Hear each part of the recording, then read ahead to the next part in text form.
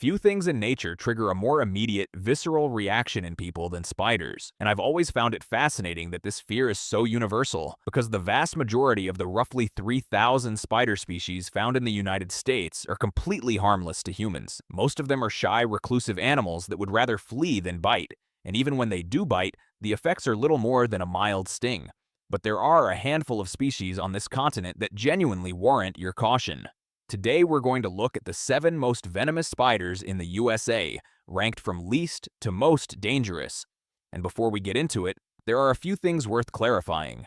When I say venomous, I'm judging these spiders primarily on the confirmed medical significance of their venom and the documented severity of envenomation in humans. I'm not basing this list purely on venom toxicity in a laboratory setting, because a spider that produces extraordinarily potent venom but never actually encounters humans is far less relevant to this discussion than one that regularly bites people and sends them to the hospital. I'm also only including species that have established wild populations in the continental United States. I won't be speculating about occasional introductions or single recorded sightings, and I have to be upfront with you. This is a genuinely complicated topic to research because venom science evolves quickly, and there is still a lot of scientific debate around some of these species. If you feel like I've missed something important, let me know in the comments below.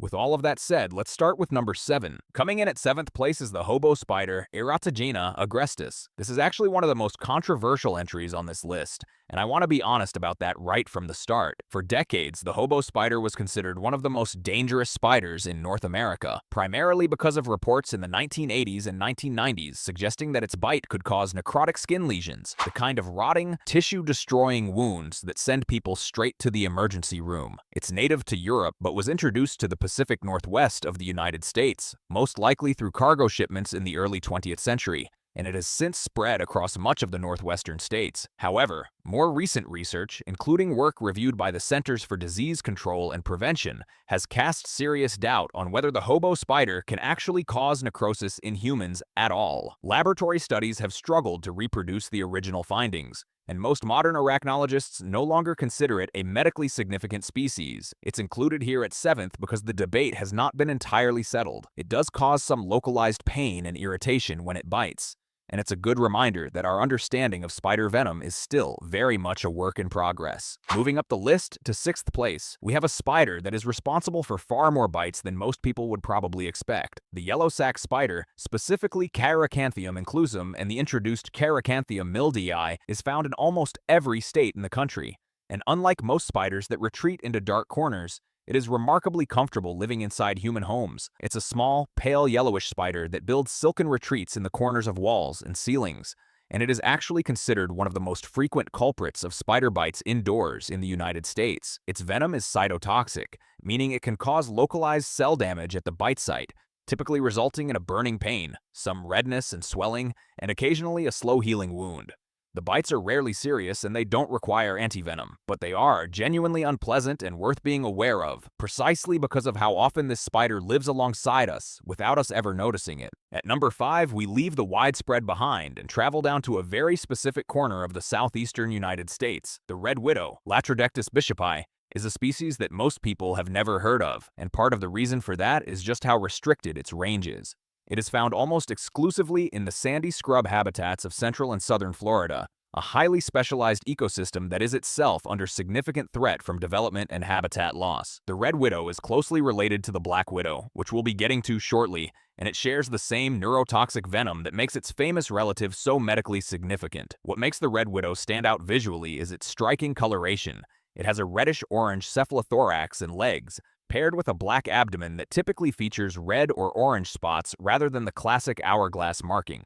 Because it lives in such a remote and specialized habitat and rarely comes into contact with humans, documented bites are extremely scarce. But given what we know about the potency of widow venom in general, there's very little reason to think that a confirmed bite from a red widow would be anything other than a serious medical event. In 4th place is a species that has been quietly spreading across the southern United States for several decades now. The brown widow, Latrodectus geometricus, is not native to North America.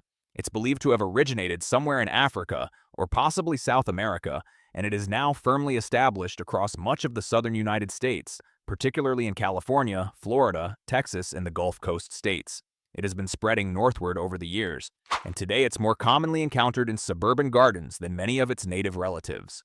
One of the most interesting and debated aspects of the brown widow is that, gram for gram, its venom has been found in some studies to be more potent than that of the black widow. But here's the important caveat: the brown widow is a much more reluctant biter, and when it does bite, it tends to inject significantly less venom. So, in practice, brown widow bites are generally considered less medically serious than black widow bites, which is precisely why it sits below its more notorious cousin on this list. It's still capable of causing significant pain, nausea, and muscle cramps, and it absolutely should not be handled carelessly, but the combination of a smaller venom yield and a more timid temperament keeps it at fourth. The third most venomous spider in the USA is one that most people living on the West Coast have probably never considered a threat, and yet it quietly exists in small populations in urban Los Angeles. The Chilean recluse, Loxosceles laeta, is widely regarded by arachnologists as the most dangerous member of the recluse family in the world. It arrived in California most likely through cargo and trade with South America, and while its population in the United States is relatively small and geographically contained compared to its more widespread cousin, its venom is considerably more potent. Like all recluse spiders, the Chilean recluse produces a venom containing sphingomyelinase D, an enzyme that breaks down cell membranes and can cause severe necrotic wounds at the bite site. But what elevates it above other recluse species is its ability to trigger what is known as systemic loxoscelism,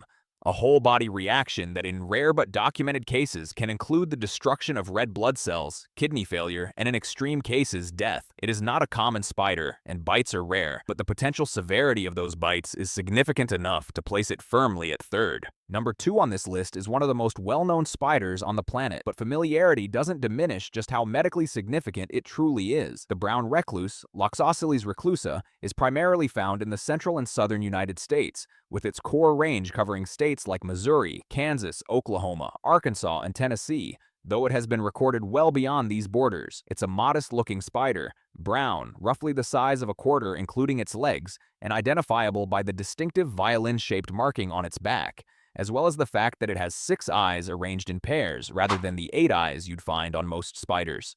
The brown recluse is a genuinely reclusive animal, as its name implies, preferring undisturbed spaces like woodpiles, cardboard boxes, and the insides of old shoes. The majority of bites happen entirely by accident when a person puts on clothing or reaches into a space where a spider has been resting. Many bites cause only minor symptoms, but in a significant number of cases, the bite site develops into a slow-spreading necrotic wound that can take weeks or even months to fully heal, sometimes leaving permanent scarring.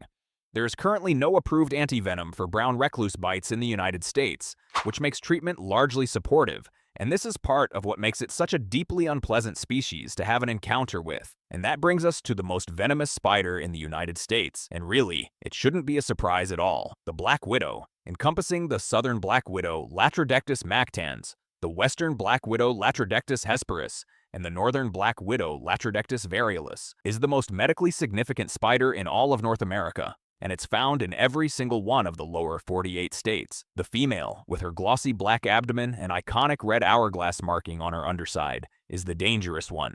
Males are small, drab, and essentially harmless to humans. The venom of the female black widow contains a compound called alpha-latrotoxin, a powerful neurotoxin that triggers a massive and uncontrolled release of neurotransmitters at nerve endings throughout the body. The result is a syndrome called latrodectism, which can include severe and spreading muscle cramps, rigidity of the abdomen, elevated blood pressure, profuse sweating, and intense pain that can last for several days. According to data from U.S. poison control centers, approximately 2,500 black widow bites are reported every year in the country. Fatalities are rare in otherwise healthy adults thanks to the availability of antivenom, but bites in young children, the elderly, or those with underlying health conditions can become life-threatening. What makes the black widow particularly compelling, and honestly a little terrifying, is just how widespread and adaptable it is. It thrives in garages, sheds, garden furniture, and rock walls.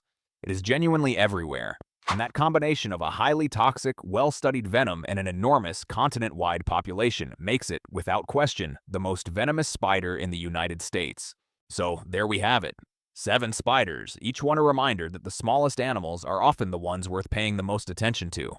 What I find endlessly fascinating about this topic is how much of what we thought we knew has been revised in recent years. The hobo spider went from notorious to largely exonerated. The brown widow turned out to be far more common than anyone expected a few decades ago.